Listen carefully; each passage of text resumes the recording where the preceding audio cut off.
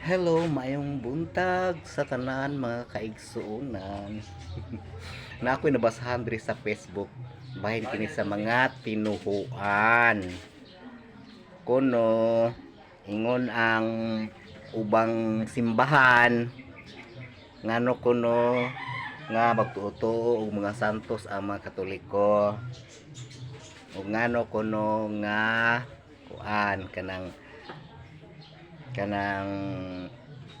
ang atong simbahan daw wala na register sa SIC.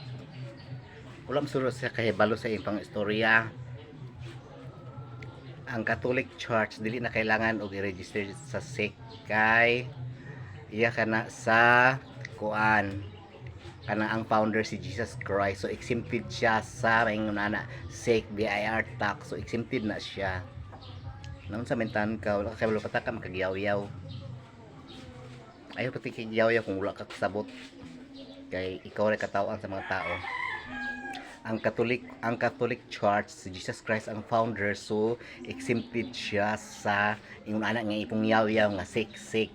Inyo nga kay kanang ubang tinuan simbahan nga mag-register sa SIC kay business man na inyo hagod.